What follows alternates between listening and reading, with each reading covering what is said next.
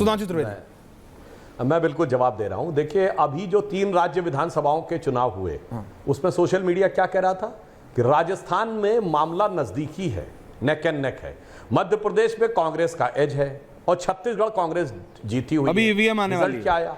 और मैं गंभीर बात कहना चाहता हूं, जो ओंकारेश्वर जी ने कही वो बहुत गंभीर बात है।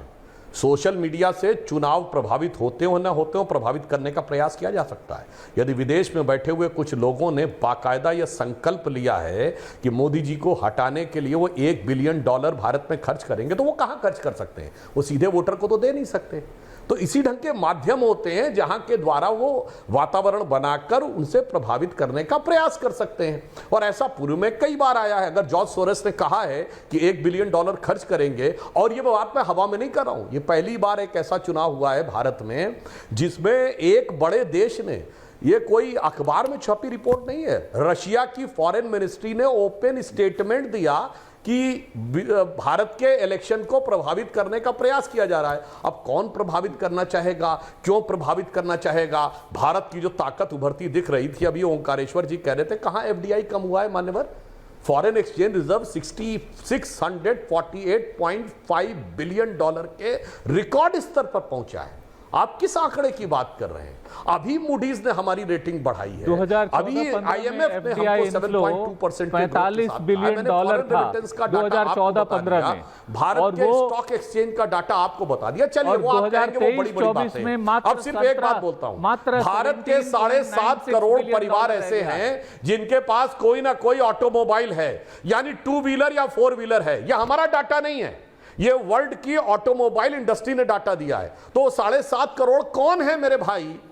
अगर भारत में हवाई यात्रा करने वालों की संख्या 2.5 गुनी से अधिक हो गई, तो वो कौन है मेरे भाई जो हवाई जहाज में चलने लगे? ये मुझे आप बताइए। यदि विदेश यात्रा करने वालों की संख्या बढ़ी, तो वो कौन है मेरे भाई? ये तो बताइए आप। हवा में आके आप किसी भी आंकड़े को नहीं मानेंगे, यानी ना अपने आंकड़े को ना बाहर के आंकड़े को। अब आप IMF, इस world bank, standards and poor सबसे ऊपर हो जाते हैं और हवाई बातें जो व्हाट्सएप पे करना शुरू करते हैं। मैंने कहा बिल्कुल सही बात है, मैंने सारे तथ्यात्मक आंकड़े बता दिए, आप इसका उत्तर बता दीजिए। अनुराग जी आप सबका बताइए, लेकिन एक इतना और उसमें ऐड ऑन कर दीजिएगा कि इन आखिरी फेज में 1 वर्सेस 1 रखो। Bansal please. Anurag Bhadauria and Sudhanshu Trivedi, सिर्फ मुझे इतना बता दीजिए प्रोफेसर साहब, ये जो आखिरी यानी 7वें चरण में 13 उत्तर प्रदेश की सीटें हैं, इसमें से कितनी जीत रहे हैं आप? अब ये मत बोल दीजिएगा कि काशी भी जीत रहे हैं आप। नहीं, आप काबिल हैं कुछ भी बोलने, झूठ बोलने का। कह रहे हैं 2.5 करोड़ ऑटो, अरे सुन तो लीजिए, नहीं कह रहे 7.5 करोड़ ऑटो के पास, देखिए सबके पास 4 व्हीलर या 2 व्हीलर आ गए। अरे भैया, अगर आपसे ये पूछा जाए 1950 में यहाँ पे कितने 2 व्हीलर थे या 4 व्हीलर थे, 1960 में कितने हुए, 1970 में कितने, अरे दिन पे दिन जैसे जैसे तरक्की होती है बढ़ता चला जा रहा है, और आप कह रहे हो कि आपकी वजह से बढ़ गया। कमाल की बात करो, किसी ने अगर मोटरसाइकिल खरीदी तो आप कह रहे हो कि आपने बढ़ा दिया। मैं आपसे पूछता हूं, ये बताइए 2014 में कितने थे? आपने कहा ना 7.5 करोड़ बढ़ गए। कमाल की बात कर रहे हैं। ये बताइए ना, आपने नौकरी कितनी खाली? 30 लाख नौकरी तो अभी यहाँ पे गवर्नमेंट सेक्टर में जो आप पूरी नहीं की, आपने खाली रखा हुआ है, और 7.5 करोड़ किसी ने व्हीकल खरीदा है तो कहता है आपकी वजह से बढ़ गए। कमाल की बात करें। दूसरा कहे 2.5 गुना यहाँ पे अधिक वो हो गया, क्या 2.5 गुना महंगा? अरे कमाल की बात कर रहे हैं आप। क्या बोलना चाहते हैं आप जो देश जो उन्नति खुद ब खुद करता है, रूटीन में कर रहा है, या आप बोलोगे कि हर बात को अपने ऊपर ले ले तो आपकी वजह से हो गया? आपकी वजह से महंगाई कम करते तो जानता आपने 205 लाख करोड़ का कर्जा देश में लाद दिया, जो 10 साल में मात्र 50 लाख करोड़ था। तब तो जानते आप 50 लाख से 10 लाख करोड़ रुपया ले आते, तब तो कहते आपने उन्नति की है। डॉलर यहाँ पे जब आपकी सरकार थी 60-62 रुपए थे, 60-62 रुपए था, 83 रुपए हो गया। उसकी जिम्मेदारी लीजिए ना। कमाल की बात कर रहे हैं आप। जो पब्लिक खुद ब खुद अपनी उन्नति कर रही है उसको अपने ऊपर ले लेते हो। जैसे आपकी तो बातें अच्छी होती है। एक बार मैं इनके साथ डिबेट कर रहा था, रानी लक्ष्मीबाई की बात करने लगे, तब मैंने इनसे पूछा था उसमें भारतीय जनता पार्टी का योगदान क्या है? 7.5 करोड़ अगर ऑटो इंडस्ट्री, अगर ऑटो बढ़े भी हैं, यहाँ पे लोगों ने 4 व्हीलर 2 व्हीलर खरीदे हैं, आपका योगदान क्या है जरा बता दीजिए उसमें। आपका तो योगदान 0 है ना, क्योंकि आपने रोजगार दिया नहीं। आप रोजगार देते तो मैं मानता कि आपने रोजगार दिया है, कि आपने काम दिया तो उस वजह से उन्होंने खरीदा। अरे आपको जो डाटा देना दीजिए ना कि आपने कितना रोजगार दिया, महंगाई कितनी कम की, वो मत दीजिए। आप ऐसे मत बताइएगा महंगाई दर बताइए, महंगाई दर बताइए। ये लोग थक चुके हैं आपकी महंगाई दर सुन के। ओके, इस तरह की फर्जी महंगाई दर बोलते रहते हो। ओके, अरे प्रोफेसर जब साहब, आप जवाब आ रहा है, जवाब आ मार्केट रहा है। में जाओगे 60 रुपए का दाल जो मिलती थी आज 200 रुपए किलो मिलती है। ओके। उसको महंगाई दर से कोई लेना देना नहीं है। देखिए, आपने लोगों के देखिए सुधांशु जी, लोगों को ओके, दर्द दिया है, अनुराग जी, तकलीफ दी है, अनुराग जी, बोल बोल के ओके, प्रोफेसर साहब, चैनल पे अनुराग जी, देखिए, देखिए कुछ- इसीलिए आप हार रहे हो। सुधांशु जी, कुछ इसीलिए देखिए, आप हार कौन रहे हो। जीत रहा है कौन हार रहा है वो तो जनता की उंगली बताएगी और 4 तारीख को रिजल्ट। लेकिन सुधांशु जी, ये तो रियलिटी है। पेट्रोल का प्राइस जब आप 14 में थे तब क्या है, 24 में है तब क्या है, दाल का, चावल का, काली दाल का, पीली दाल का, मेरे को सॉरी ज्यादा नहीं पता, मूंग अरहर, मैं सच बता रहा हूँ, मुझे नहीं पता, तो माता जी बनाते हैं मैं खा लेता हूँ, लेकिन मैं रियलिटी बता रहा हूँ। जनता से आप बात कीजिए, महंगाई है। अब आप बोलेंगे अंतर्राष्ट्रीय स्तर पे महंगाई बढ़ी है। आप जब आए 14 से पहले, क्योंकि विपक्ष ये करता है, रत्नाकर जी को भी ले आइए, वो आपके सारे पूर्व बड़े मंत्रियों का आंदोलन लगाता है, उनकी तस्वीरें लगाता है, स्मृति ईरानी जी की, स्वर्गीय अरुण जेटली जी की, स्वर्गीय सुषमा जी की, उनकी सुपुत्री दिल्ली से बांसुरी इलेक्शन भी लड़ रही है, तो इन सब की वो तस्वीरें लगाता है, आंदोलन की बाइट चलाता है कि देखो उस समय बड़ी महंगाई की बात करते थे, आलू प्याज के प्राइस की बात करते थे। विजय गोयल दिल्ली में, हमें याद है, आपके 11 अशोक रोड के बाहर, आपको याद होगा सुधांशु जी, वो पूरा बुलक काट ले आए थे, पूरा भैंसा, मतलब वो पूरे भैंसा बुग्गी लाके वो प्याज और आलू के ऊपर आंदोलन हुआ था। अब उनका प्राइस क्या है? तो अब अगर आप बोलेंगे कि वो इंटरनेशनल वजह से है, तो कांग्रेस भी बोलेगी भाई उस समय भी तो वही था, चीजें बदल रही थी। आ रहा हूं ओमकारेश्वर जी आपके पास। मैं एक लाइन सिर्फ, अब मैं जवाब दे दूं, आप प्लीज, उसके बाद आप बोलिए। मैं सिर्फ अब एक मैं लाइन, जवाब दे दूं सर एक और मैं लाइन इनको अपेक्षा जोड़ने दीजिए, फिर करूंगा बोल लीजिएगा। कि जैसे मैंने शांति से सुनी, एक लाइन ओमकारेश्वर जी की जोड़ है, लीजिए, आप फिर जोड़ लीजिए। बोलिए बोलिए बोलिए। सुधांशु जी, सिर्फ एक लाइन जोड़ना चाहता हूं कि हमारे यहाँ जो आंकड़े तय होते थे पहले, वो इनकम के आधार पर तय होते थे। अब आपने और नीति आयोग ने इसको बदल के खर्च के आधार पर, जो आपने कहा ना कि वो ट्रैवल कर रहे हैं, ये गाड़ी ले जा रहे हैं, इससे जा रहे हैं, इसके आधार पर ये आपने चेंज किया है, जो वर्ल्ड कम्युनिटी को, जो एक्सपर्ट्स हैं, उसको स्वीकार्य नहीं है। आप आंकड़ों से भागते। दरअसल आपको ये बताना चाहिए कि देखो हमने इतने रोजगार दिए, स्किल डेवलपमेंट इतना कर दिया, एजुकेशन आप कह रहे थे 2 कॉलेजेस पर डे बनाए जा रहे हैं, आप 2 कॉलेजेस पर डे उस समय से अभी तक जोड़ लीजिए कितने कॉलेज होते हैं, कितने बने हैं। तो रियल आंकड़ों पे, और वर्ल्ड आपके आंकड़ों पे भरोसा नहीं कर रहा, हिंदुस्तान ही नहीं। और जब हमारा अप्रोच ये होता है कि हम आंकड़ों के साथ फजिंग करें, तो जनता उस पे बिलीव नहीं करती। जवाब ले रहा हूं सर।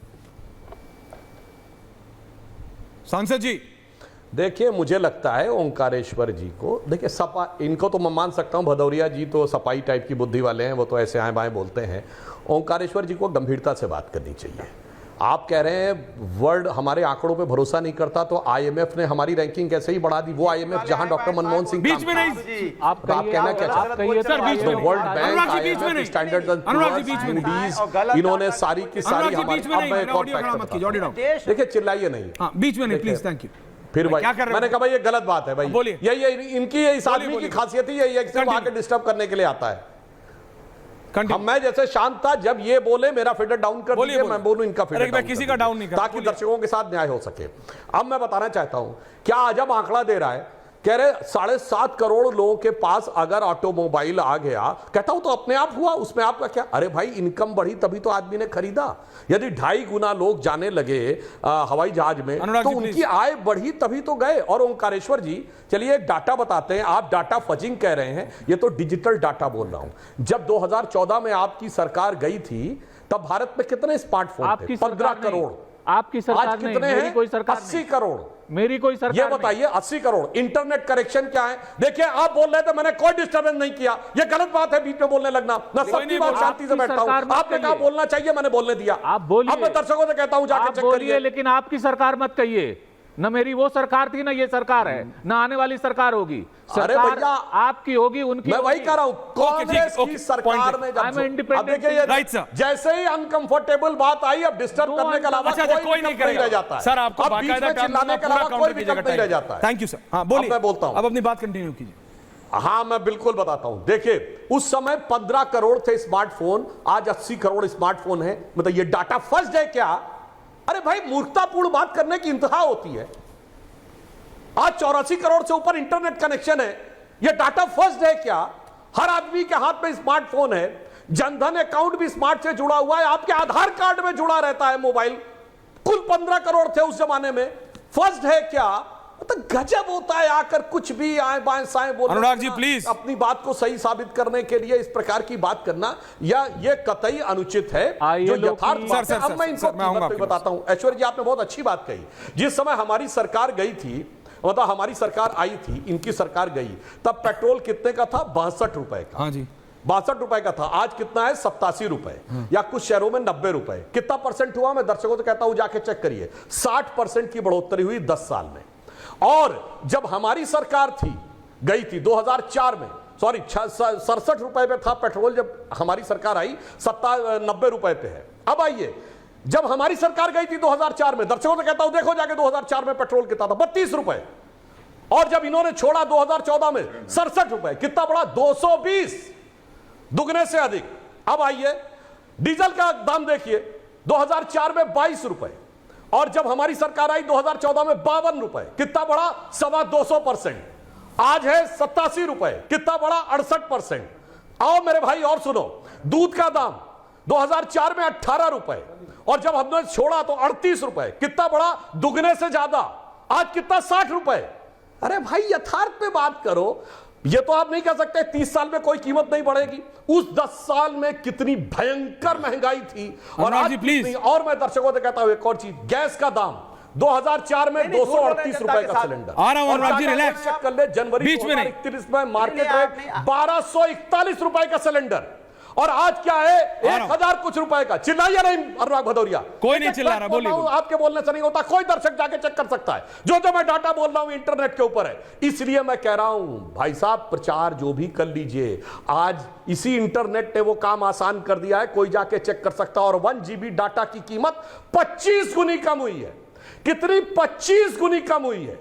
239 रुपए का 1 GB डाटा था, 239 रुपए में महीने भर के लिए आपको हर बिल्कुल है सुधांशु जी, कम हुआ है, लेकिन डाटा भी आज की डेट में बहुत जरूरत है। इसलिए मैं जो बात बोली है, सारी दर्शक बात कहते हैं, और इस ढंग की गैर जिम्मेदाराना बात नहीं करनी चाहिए कि वो डाटा कोई मानता नहीं तो वर्ल्ड की एजेंसीज कैसे हमको रेटिंग दे रही है। तो वो सब पता लग जाएगा, लेकिन मैं आ रहा हूं।